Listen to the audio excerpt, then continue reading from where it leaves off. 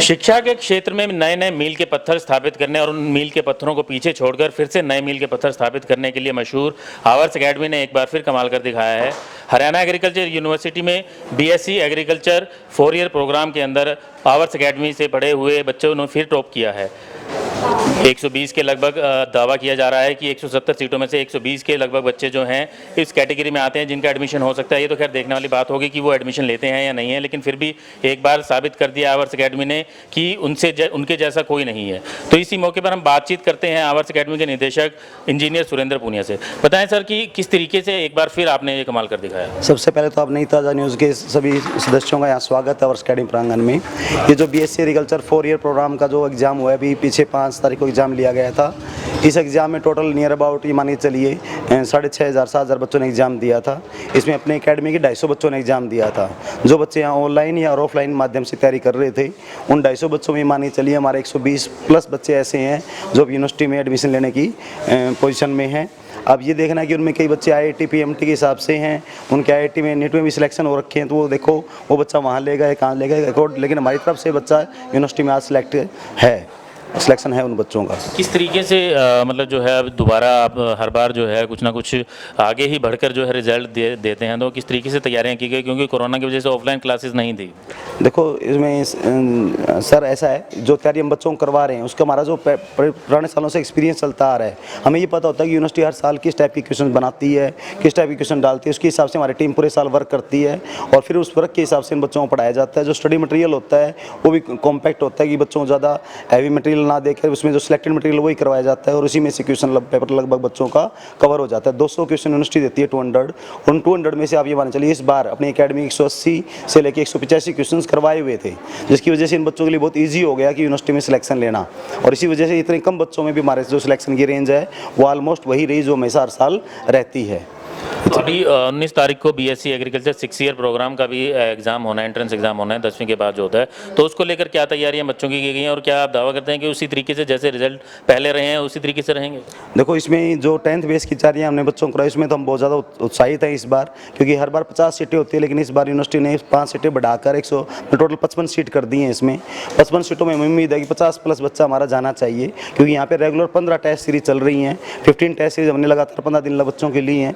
उन टेस्ट में जिन बच्चों का ग्राफ है वो उससे हमें उम्मीद है कि इतना बच्चा हमारा सिलेक्ट होगा ही, और उन बच्चों के हमने हर टाइप के डाउट्स, हर टाइप के जो क्वेश्चंस हैं वो करवाए जा चुके हैं। और हमें पूरी उम्मीद है कि यूनिवर्सिटी का जो पेपर है इस बार भी हमेशा की तरह हमारे कराए हुए स्टडी मटेरियल में से ही आएगा। तो लगभग बच्चा अपनी एकेडमी से होना चाहिए, हम तो उम्मीद करते हैं। बाकी बच्चों की मेहनत और उनका लक है कि कहाँ तक जाता है वो देखते हैं। आवर्स एकेडमी से उम्मीद की जाती है कि हर साल कुछ ना कुछ नया करते हैं। जिस तरीके से सिर्फ बीएससी एग्रीकल्चर से शुरुआत करके वीएलडीए बीएससी एग्रीकल्चर से शुरुआत की थी, उसके बाद नीट में, जेईई मेंस और एडवांस के अंदर भी अच्छे रिजल्ट्स आ रहे हैं, और उसके अलावा डिफेंस में भी अभी आवर्स एकेडमी ने कदम रखा, तो उसके अलावा कुछ और क्या नई प्लानिंग है?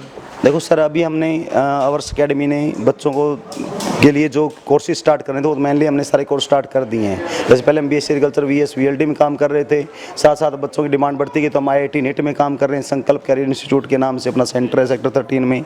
फिर अब आज के टाइम कुछ बच्चों का रुझान डिफेंस की तरफ ज़्यादा है, तो हमने अब डिफेंस के लिए भी नई विंग बना दी है, उसके लिए नई टीम रेडी कर दी है। तो डिफेंस में बच्चों का रुझान बहुत अच्छा जा रहा है और अच्छी तैयारियां चल रही। मुझे उम्मीद है कि डिफेंस में भी हम इसी साल में अच्छा रिजल्ट बना जाएंगे।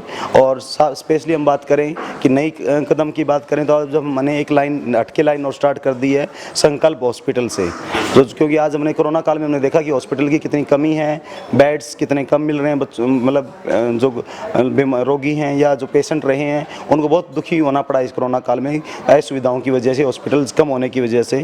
तो हमने उसकी लाइन में भी अपना एक कदम बढ़ा दिया है। एक अच्छे हॉस्पिटल का हमने निर्माण किया यहीं ऋषिनगर में गली नंबर 1 में संकल्प हॉस्पिटल। उसमें भी हमने पूरे बाहर से डॉक्टर्स हायर किए हैं बढ़िया लेवल पे, तो उसमें भी हमारे पास 10 से लेकर 12 डॉक्टर्स की टीम है। तो हमें उम्मीद है कि हम इसमें भी बहुत अच्छा करेंगे। तो बीएससी एग्रीकल्चर 4 इयर्स का जो है टेस्ट हो चुका है, 6 ईयर का होने जा रहा है, तो उसके बाद जो स्टूडेंट्स हैं वो आगे की तैयारी, तो जो अभी इन कोर्सेज में भाग नहीं ले पा रहे हैं या नहीं जिनका एडमिशन हो पा रहा है, तो वो आगे के लिए क्या करें? अब जैसे 10th प्लस 2 एग्रीकल्चर का भी रिजल्ट आया है, जिन बच्चों का सिलेक्शन नहीं हो पाया है, किसी कुछ नंबर से या कुछ मार्क्स से रह गए हैं, उन बच्चों से मैं यही कहना चाहूँगा अभी भी आपके पास बहुत सारी अपॉर्चुनिटीज़ हैं।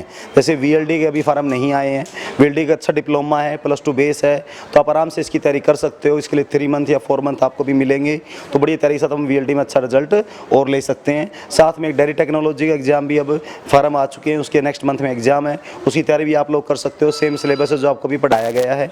इसी के साथ साथ आप जो 1 ईयर के बैचेज भी स्टार्ट कर दिए, ड्रॉपर बैचेज, जो बच्चे अच्छे पढ़ाई कर रहे हैं लेकिन कुछ रीजन से नहीं हो पाए सिलेक्ट, वो 1 साल के बैचेज भी हमने स्टार्ट कर दिए, जिसको हम ड्रॉपर बैच बोलते हैं। वो BSc एग्रीकल्चर के लिए भी स्टार्ट हो चुके हैं और IIT और नीट के लिए भी स्टार्ट हो चुके हैं, ताकि उन बच्चों को इसी टाइम रहते ही हम उनको अगले साल के लिए तैयार कर पाएँ।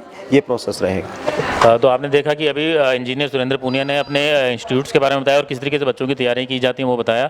तो अभी हमारे साथ जो टॉपर्स हैं बच्चे, उनमें से कुछ बच्चे हमारे साथ मौजूद हैं, उनसे बातचीत करके हम जानना चाहते हैं कि किस तरीके से उन्होंने टॉप किया और क्या खास यहाँ तैयारियाँ करवाई गई जिस वजह से उन्होंने जो है इस एग्ज़ाम के अंदर BSc एग्रीकल्चर 4 ईयर एग्ज़ाम के अंदर जो है टॉप किया। सबसे पहले हमारे साथ है मोहित, जिन्होंने टॉप किया है एग्ज़ाम के अंदर। हम जानना चाहेंगे मोहित से कि वो क्या इस बारे में कहना चाहेंगे। मोहित, बताएं कि क्या आप कहना चाहते हैं इस बारे में और किस तरीके से आपने तैयारी की और किस तरीके से ये मुकाम हासिल किया। तैयारी तो बस हर रोज़ पढ़ना है बस, और उसके अलावा जो सहयोग रहा, किन किन लोगों का सहयोग रहा? और ये सारी फैकल्टी, सारे टीचर्स हर वक्त ये डाउट के लिए मतलब अवेलेबल रहते हैं, किसी टाइम पूछ लो, मतलब ये।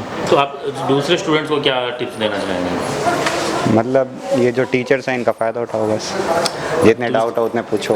एक और हमारे साथ स्टूडेंट हैं जिन्होंने जनरल कैटेगरी में काफ़ी अच्छे अंक लिए, 85% से अधिक अंक लिए। तो आप बताएं कि आपका क्या नाम है और किस तरीके से आपने तैयारी की और कहाँ कैसे ये मुकाम हासिल किया? मेरा नाम रंजू बेनीवाला है और मैंने भी यहीं आवर्स अकेडमी से ही तैयारी की थी और यहाँ के टीचर्स द बेस्ट टीचर है। मैं तो यही कहना चाहूँगी, जिसको भी अगर इस फील्ड में आना है तो आई थिंक इसी कोचिंग में आना चाहिए।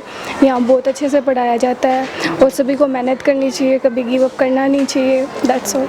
ये तो एकेडमी की बात होगी, लेकिन आपने खुद भी जो है एकेडमी ने तो अपनी जो तैयारियां करवाई वो तो करवाई, पर लेकिन आपने अपनी क्या मेहनत की? क्योंकि सिर्फ एकेडमी एक रास्ता दिखा सकती है लेकिन उस पर चलना स्टूडेंट को ही पड़ता है। तो आपने किस तरीके से तैयारी की? आपने परिवार का कैसे सहयोग मिला?